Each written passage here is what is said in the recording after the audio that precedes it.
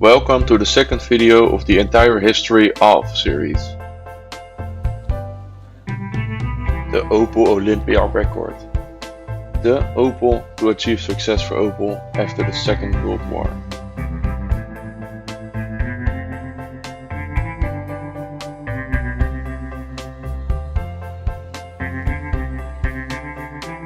Welcome to this brand new video. Today we're going to be talking about the Opel Olympia Rekord that was made between 1953 and 1957. Before we start off, don't forget to like and subscribe for more.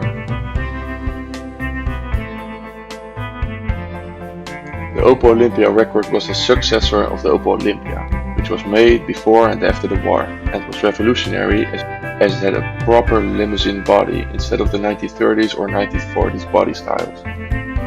The car was produced between March 1953 and July of 1957 and contained new styling elements from General Motors, the company that owned Opel at the time. It was either produced in Rüsselsheim in Germany or all the way overseas in Havana, Cuba. Now that Opel was owned by GM since 1929, the Opel Olympia Rekord had American inspirations, and that was noticeable. For example, the car was changed each year in its appearance, following the routine for the cars of the American market. The most noticeable exterior changes were for the grille. The strategy that was behind these actions were that the changes would lead to new publicity each year of the production of the vehicle. The car would become better every year, letting people think the latest is the greatest. With this American strategy, a decrease in the pricing of the Olympia was also included. Its pricing strategy was to lower the price each year of the production. The car cost 6,410 German marks in 1953 and 1954, or around 18,700 euros in 2023. In 1955 the price was already decreased to 5,850 German marks, or around 17,300 euros in 2023. And in 1956 this price was dropped further down to 5,410 German marks, or around 15,700 euros in 2023. And in the last year of its availability, in 1957, the price of the Olympia Rekord was 5,510 German marks, or around 15,600 euros in 2023. Which could not be compared to a modern day Opel because its model Corsa already starts at 20,000 euros in Germany. As mentioned earlier, the car was a successor of the Opel Olympia and was the predecessor of the Opel Rekord, as its name is the combination Olympia Rekord.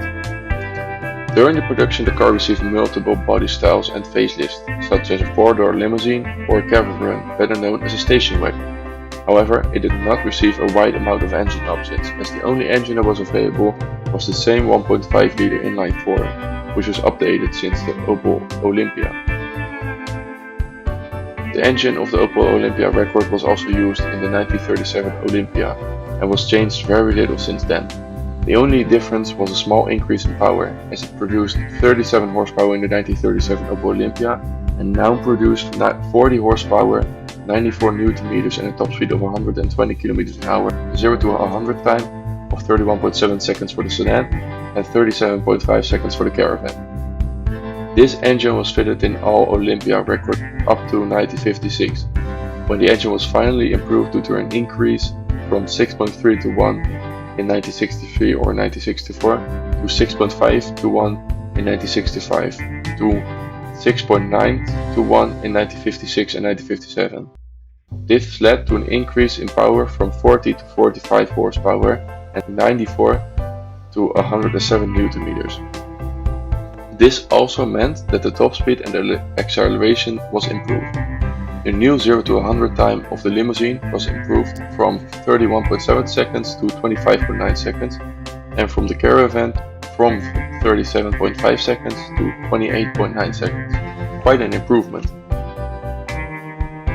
The power of the engine was transmitted through a 3-speed, almost fully synchronized manual transmission, which was the only option to choose from during the production period of the Olympia Rekord. In its last year, in 1957, the Olympia Rekord received a fully synchronized transmission. The Olympia Rekord became a people's car, just like the Volkswagen Beetle was for Volkswagen.